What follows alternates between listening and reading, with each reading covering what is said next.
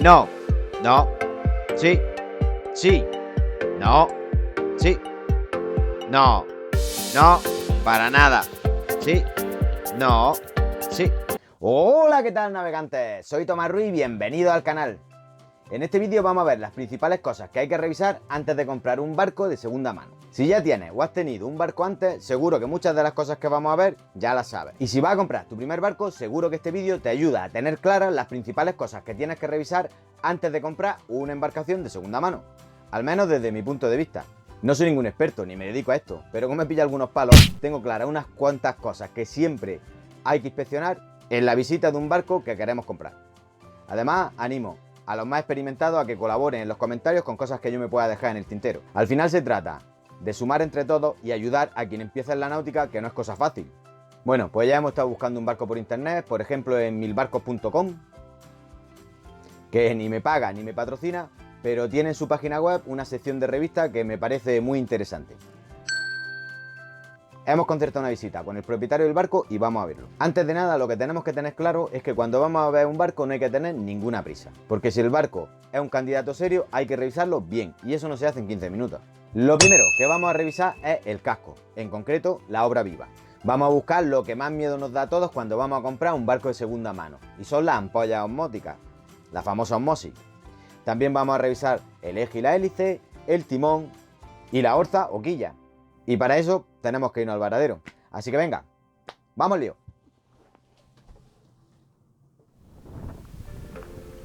Las ampollas osmóticas suelen ser redondas y su tamaño varía entre medio centímetro y 10 centímetros más o menos. El líquido que sueltan cuando se rompen o cuando las rompes es de color marrón y huele como a vinagre, un olor bastante ácido. Este casco tiene un poco de osmosis, alguna ampolla osmótica, pero no tienen importancia. Es más, han pintado encima sin siquiera repararla. Han aplicado la patente sin arreglar ni una de las ampollas. Vaya tela. Fijaos cómo ha llegado a los pelos. Se ven los pelos de la fibra. Ha saltado el gel coat. ¿Veis? Aquí se aprecia mejor.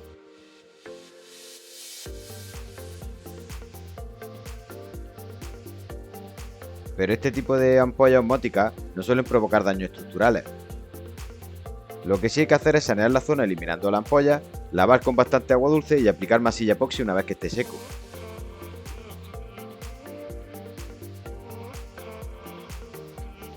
En este casco sí que podemos ver que hay bastante más osmosis. Aunque si te fijas es menos profunda. No se ven los pelillos de la fibra. Aquí hay bastante más, pero estructuralmente lo que hablábamos antes, no tiene, tampoco es importante, o sea, el barco no se va a hundir por esto. Mira, este se ve que en la fabricación se le ve que aquí cogió aire. Eso no es un golpe, no parece un golpe machacado, parece estructuralmente no estar bien de fábrica. Y este casco hemos tenido la suerte de verlo, lo han pelado entero, le han eliminado por completo el gescoa y lo han dejado en la fibra. Al parecer este sí estaba un poquito peor de osmosis. Pero reitero lo mismo, que no pasa nada, o sea que el barco no se va a hundir, lo que pasa es que esta reparación de precio se va a ir. Mira, esto se ve que sale de un perno y esta reparación es antigua y tendrán que sanearla, eso no está bien.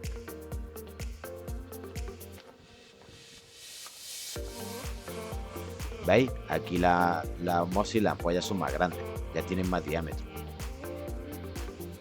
Este casco pues lo van a arreglar y lo van a dejar perfectamente. Lo que pasa es que claro, que es muy posible que una reparación de este tipo en un barco que sea relativamente económico cueste lo mismo que el barco. Aquí hay otra reparación. En fin, esto hay que tenerlo claro a la hora de comprar el barco. Ahora que hemos inspeccionado el casco vamos a ver la hélice. La hélice tiene que girar libremente, a no ser que arriba esté el avante puesto o atrás, pero tiene que girar libremente, que el eje se vea derecho, que el cojinete, ¿veis? Este cojinete tiene aquí cabos de haberlos cortado, los tiene en medio, seguramente habrá que haber soltado. Y la junta del arbotante pues también hay que repasarla, en este caso, ¿veis? Y el timón, sobre todo estos de pala, que no llevan sujeción, no son timón de esquej, aquí lo ideal es moverlo y ver si cimbrea, ¿veis? Este está perfectamente, no tiene holgura. En esta hélice vamos a verla mejor. Esta hélice está perfecta.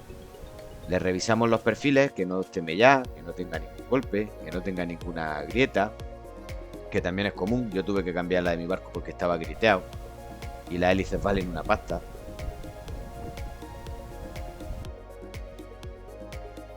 Esto que tiene aquí es caracolillo seco. Esta hélice, lijándola un poquillo, puliéndola, está nueva.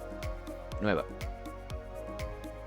Gira suave, el ánodo hay que cambiarlo, que lleva en la punta, pero vamos, eso es mantenimiento, no tiene importancia. Y la hélice está perfectamente.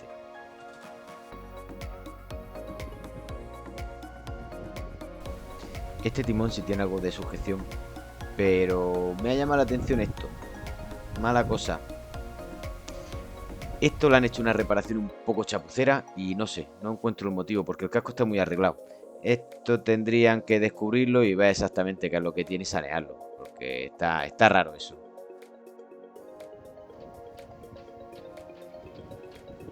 Otro punto a tener en cuenta que tenemos que revisar también son las orzas. Fijaos la orza de este barco, como escupe óxido, normalmente son de hierro, en algunos casos de plomo, que es mejor material. Y aquí pues como vemos tiene, en fin, no está mal, tampoco está bien. Esto también tendrán que sanearlo, pintarlo y demás. Este tipo de orzas lo malo que tiene es que no tenemos forma humana de saber si esto ha tenido un golpe o no, porque bueno, esto lo reparan, lo enmasillan y listo. Los pernos luego los miraremos por dentro. Pues hemos visto diferentes tipos de ampollas osmóticas, los diferentes tipos de osmosis que hay, y no supone un problema grave ni estructural para el barco, así que porque tenga un poquito de osmosis un barco tampoco es ningún problema a la hora de comprarlo. Lo único que hay que tener en cuenta es el gasto que nos puede suponer repararlo. Pero no conozco ningún barco que se haya hundido por tema de osmosis. A no ser que fuese una deslaminación muy grave, que estuvieran las capas de fibra levantadas, o sea, deslaminadas unas de otras, pero eso rara vez se ve. O sea que porque tenga 4 ampollitas osmóticas, no os preocupéis, simplemente se repara y listo. Si no tiene nada de osmosis, mucho mejor. Pero si tiene un poquito, tampoco es ningún problema grave ni serio para desechar un barco que nos interese comprar. Y ahora vamos a la segunda cosa que tenemos que revisar, la cubierta. Lo que normalmente se busca en las cubiertas son grietas o signos de reparaciones, en caso de que hubiese caído algo muy pesado encima de la cubierta y hubiese habido alguna reparación por donde pueda haber alguna filtración, que no es el caso del British, que como veis está perfecto.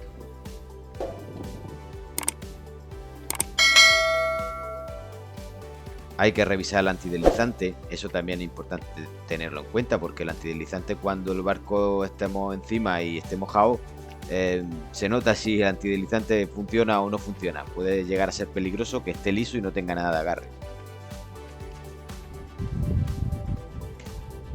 Los reenvíos también hay que tenerlos en cuenta, porque también vale dinero por poner los nuevos, que estén bien, que no estén partidos. Los stoppers igual, que no estén pasados. Yo tuve que cambiar stopper y reenvíos y son totalmente nuevos. Lo que voy a decir parece una chorrada, pero hay que revisar los candeleros, que no estén sueltos, que normalmente puede ser motivo de filtración en la base de los candeleros, que no esté bien sellada, porque se muevan, estén flojos, etcétera, etcétera. Ahora vamos por lo tercero, que es la jarcia con los benques o benquillos, el backstyle y el mástil con la botavara. La jarcia debe estar tensa y sin ningún hilo roto. Ojo a los tensores, que no tengan éxodo y que estén sin deformaciones ni signos de fatiga. Si es posible, luego en el interior los miraremos. Como veis, los del British tienen unas manchillas de óxidos superficiales, pero bueno, eso es por el salitre, porque no lo he limpiado hace una temporadilla.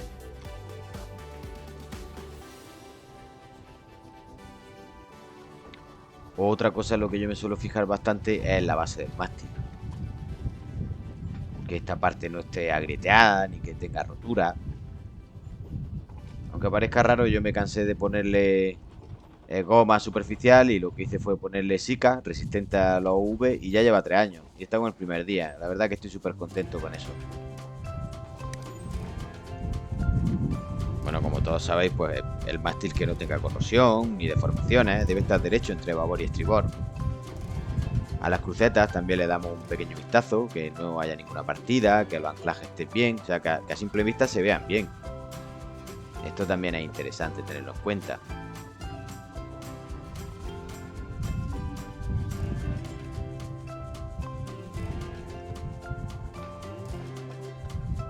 A mí me gusta mirar el mástil, de abajo arriba desde la proa, y luego irme a la popa y hacer lo mismo, de abajo arriba, mirarlo con detenimiento.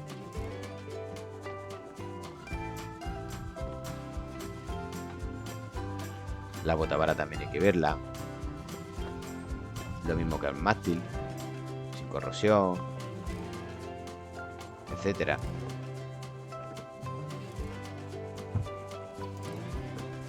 El British tiene un sistema antiguo, el Backstage está perfecto, pero tiene un sistema antiguo para regularlo, que aquí se mueve poco, este palo se mueve poco, es de lo antiguo y se mueve poco.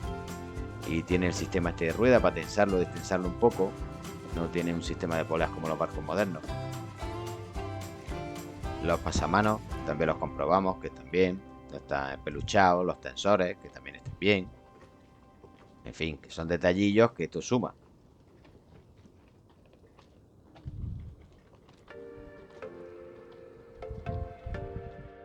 Cuarta cosa a revisar, las velas y el enrollador del Génova. Nos toca comprobar el enrollador del Génova. Este tiene que trabajar con suavidad. Con la mano, ¿veis? Lo tenemos que poder mover con facilidad. Sin problema.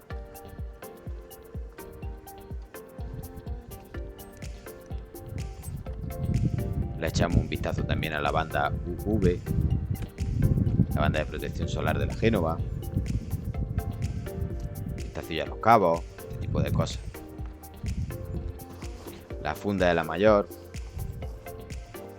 Yo en mi caso el Lazy Bag pues está ya un poco trillado, la verdad. Todavía me aguantará algo, pero está bastante trilladillo. Gracias a él las velas están en perfecto estado, claro. Las velas lo ideal, si es posible, es izar la mayor y desplegar la Génova. Así es como vamos a ver realmente su estado.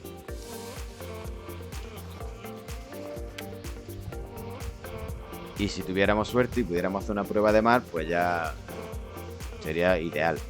Navegar con el barco que queremos comprar ya sería la prueba definitiva. Para comprobar el estado de las velas.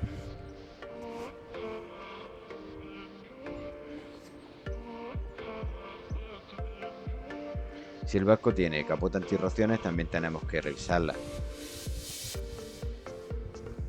Quinto, el timón y los winches. En este caso, el timón del British es de caña.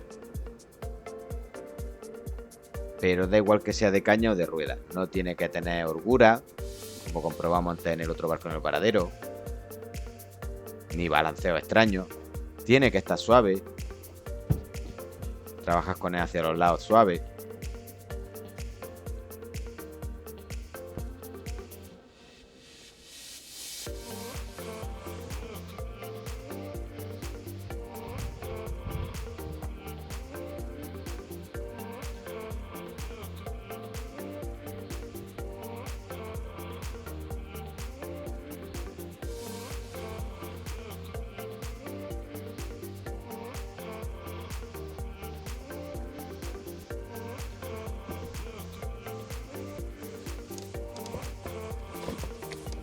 Quitamos la funda.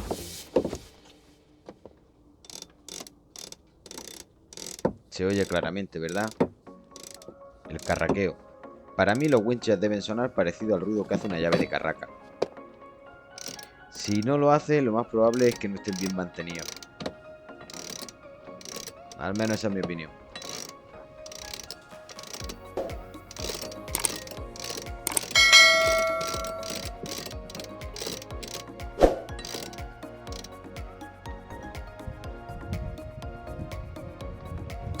Vamos a por lo sexto que hay que revisar. El pozo de ancla, la cadena y, si lo hubiese, el molinete.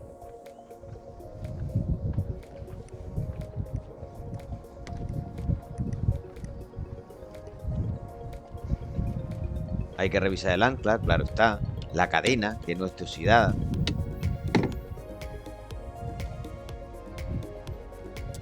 Yo en el British llevo 35 metros de cadena y 15 de cabo. Esta no es nueva, pero está bien. Está revisada centímetro a centímetro. La boza, para que no haga presión en la proa, en la pretina de la proa, cuando estamos fondeados. En fin, que se vea curioso. En el caso del British, como es un 32 pies, pues no lleva molinete. Si lo tuviera, pues tendríais que probarlo y ver que funciona correctamente. Bueno, pues ya hemos revisado todo lo que tenemos que ver por fuera del barco, o casi todo. Y ahora en el interior vamos a ver la séptima cosa. Yo siempre lo primero que reviso en el interior de un barco son los grifos de fondo. Para mí es muy importante que estén en perfecto estado. Tienen que abrir y cerrar con suavidad. Vamos a verlos.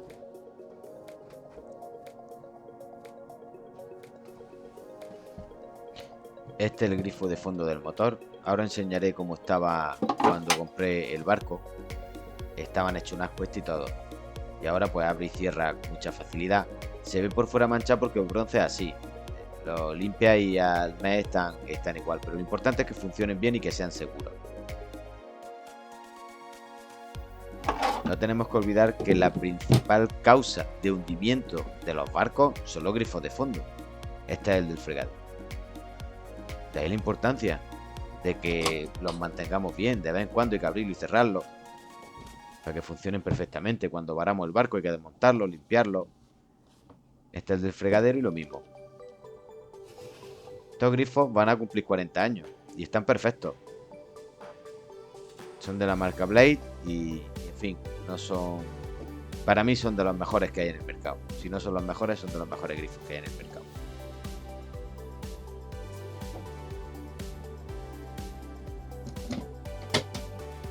Cuando compré el British no abría ni cerraba ni uno de los grifos de fondo. Fijaos, estaban hechos un asco, como estaban en la foto.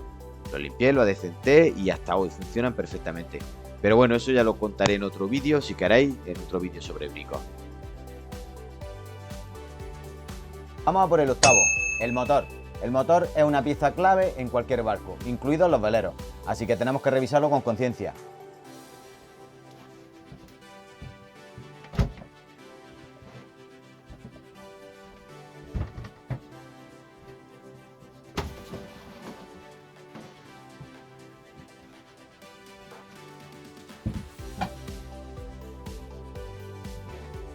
A ver, le damos a la luz. El motor, si no tenemos ni idea de mecánica, lo más inteligente es que llamemos un mecánico. Pero nos podemos fijar en unas cuantas cosas básicas, por ejemplo, la insonorización, que esté bien, que no pierda aceite ni gasoil, que no esté oxidado, que ahora también os pondré una foto de cómo estaba el motor del British antes. El codo del escape a tener muy en cuenta, que se vea bien, aunque para revisarlo a fondo había que desmontarlo, que no va a ser el caso, pero que se vea bien, que no esté tan bien oxidado y que esté hecho polvo las correas, que se encuentren en buen estado y que estén tensas, los latiguillos, etcétera, etcétera. Una parte que muy poca gente mira solo sin en block, tienen que estar bien, porque si no, no absorben bien las vibraciones del motor. En la sentina, como podéis ver, pues que no haya, que no esté llena de porquería, de aceite ni gasoil, en fin.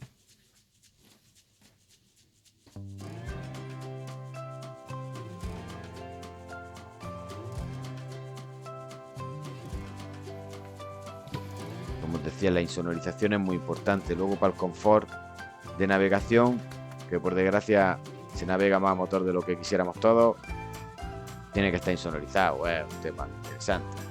El cableado también, que se vea curioso, que no estén los cables podridos ni sulfatados, en fin, ese tipo de cosas. Claro está que el motor hay que arrancarlo, ver que funciona correctamente, que no se calienta, etcétera. Este fragmento de vídeo es de cuando le cambié el rodete al motor.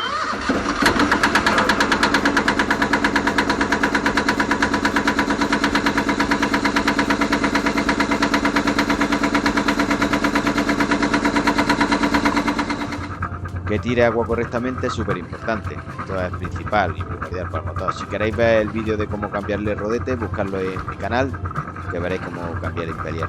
Esta imagen es de ahí.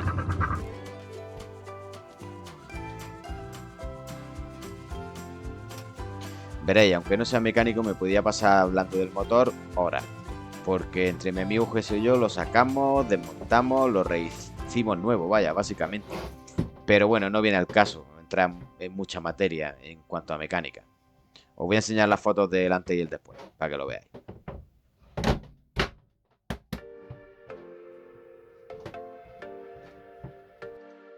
Fijaos cómo estaba el motor. Hecho un asco. Y luego después pues ya un motor como Dios manda, decente y seguro. Novena cosa que hay que revisar, la sentina. Dicen mucho del estado y el mantenimiento de un barco. Lo ideal es que las sentinas estén completamente secas. Ahora bien, si tiene agua salada, lo más probable es que sea por dos motivos. El primero es que los sistemas antiguos, como el del British, tienen un prensa estopa, una bocina, que cuando el eje, el motor trabaja muchas horas, va dejando pasar una gotilla, una gotilla, una gotilla para refrigerar la estopada, y eso pues, evidentemente va a la sentina. Los nuevos sistemas de bocina seca no gotean nada, o sea que eso no deberían de dar. Y la segunda razón, que suele ser la más común también, es por los grifos de fondo, que también tengan algún tipo de pérdida y bueno, la entrada de agua salada pues se debe a eso. No es buena señal que una sentina tenga agua salada, eso está claro. Y si agua dulce, ahí si no llueve y hay agua dulce es que hay una pérdida en el depósito de agua, eso está es blanco y en botella. Aquí estáis viendo una sentina llena de mierda y porquería. Y la otra es cuando está limpica y curiosa. También los barcos tienen que tener bombas de achique. En este caso yo tengo dos, una eléctrica y otra manual. Pero por lo menos una hay que tener. Eso es fundamental en un barco. La sentina tiene que tener una bomba de achique. Si son dos, mucho mejor. Y como no, habrá que probarla y ver que funcionan bien.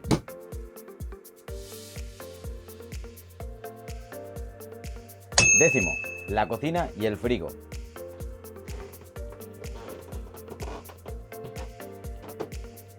La cocina tiene que ser de gas, nada de vitrocerámica, que he visto algunos barcos con vitrocerámica y eso está muy bien para estar en el puerto enchufar la luz. Pero si tú estás navegando y quieres cocinar o sencillamente hacerte un café, ya me dirás cómo lo haces. Y además un sistema de cardan, que la cocina se mueva hacia adelante y hacia atrás. Si no, luego la fijamos, como podéis ver, y listo. Y no se mueve. Pero que tenga un sistema de cardan es importante para que absorba el balanceo, no se vuelquen las cosas, no se vuelque el cazo, la cafetera, lo que sea. Y el frigo, yo como veis, a mí me gusta bastante la limpieza. Quiero decir, no me gusta tener las cosas hechas una mierda. Y el frigo ahora está desconectado porque en invierno lo uso muy poco. Vamos, no lo uso, básicamente. Pero en verano no paro de meterle caña. Este es de acero inoxidable por dentro y enfría que no veas. El barco no tenía frigorífico y hice otro brico también, claro está. Y reformé la cocina. Y bueno, la vida ha cambiado, la vida a bordo ha cambiado con el frigorífico en verano. Tienes fresca la bebida, la comida, en fin, una maravilla. Frigorífico súper importante, al menos en el Mediterráneo.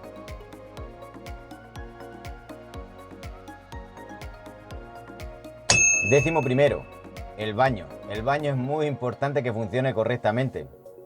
¿Por qué? Porque cuando estrenemos barco, nuestro barco de segunda mano, ya os digo yo que no tiene que ser nada interesante que tengamos un atranque o que no evacúe bien y te tengas que poner a limpiar mierda de otro. Así que hay que revisarlo como Dios manda.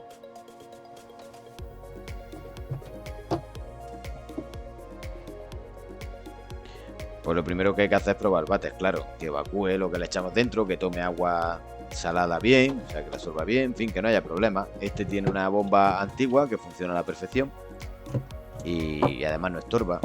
Y tenemos que revisar también las gomas, que se vean en buen estado, las bridas de acero, que también estén en buen estado. En fin, un vistacillo general, a que funcionen bien. No te vas a poner a desmontarlo para ver si las gomas están bien, pero vamos, las gomas interiores del váter, pero vamos, le he hecho un vistacillo y a eso, al lavabo, a los grifos de fondo, ese tipo de cosas. Hay que darle un revisado bueno.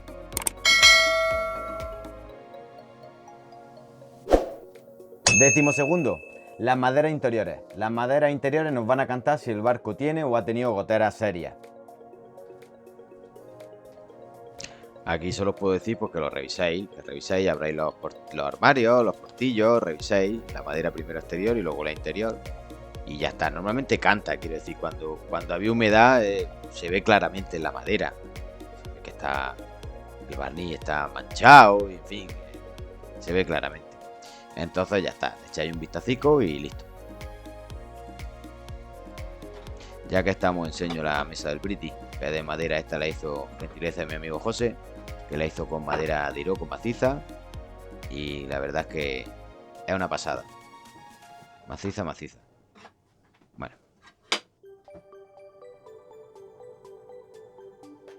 13º, la electrónica. Lo que tenga el barco tiene que funcionar bien. Otra cosa es que sea más moderno o más antiguo. Por ejemplo, en el caso del British funciona muy bien todo. Tiene el plotter con la sonda, radar, piloto automático, la radio, el contador de batería, etcétera, y funciona todo bien. Son equipos antiguos pero que funcionan perfectamente, no hay por qué cambiarlos. Claro está que la electrónica influye muy mucho en el precio de un barco, de que tenga una electrónica moderna, que tenga una electrónica muy obsoleta. Entonces eso es interesante que lo tengamos claro y comprobemos que todo funciona correctamente. Pues esta es la electrónica que yo llevo, que es, vamos, más que de sobra. El plotter Garmin con sonda, el radar. El radar tengo que deciros que no lo uso. La verdad es que no lo uso nada. La radio, que va conectada también al plotter, y el sistema de AI, que es, en fin, piloto automático, etcétera. También el monitor de baterías, que es antiguo, pero como veis funciona muy bien, ya verás. Batería de arranque, carga la placa solar y batería de servicio. O sea que es que no hay problema. Está muy bien toda la electrónica. Es antigua, pero funciona perfecto.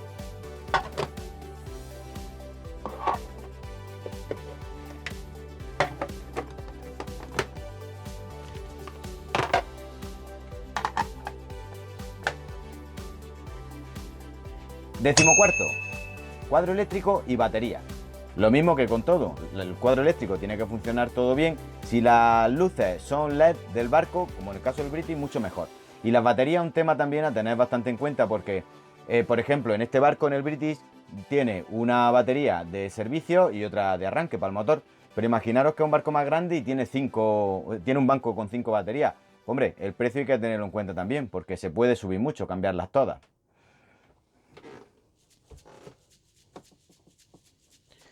Aquí hacemos lo mismo que llevamos haciendo desde que nos subimos al barco, que es comprobar todo. Bueno, que todas las luces encienden, que todos los instrumentos funcionan, en fin, pues este tipo de cosas. Os animo a que levantéis, busquéis dónde están las baterías y las miráis, veréis cómo está el habitáculo, si está decente, si no, en fin, ese tipo de cosas. Echáis un vistacico y comprobad que todo funcione y listo. Si lleva cargador de corriente de 220, en este caso este es el cargador de la batería, de las placas solares, en fin, esas cosas.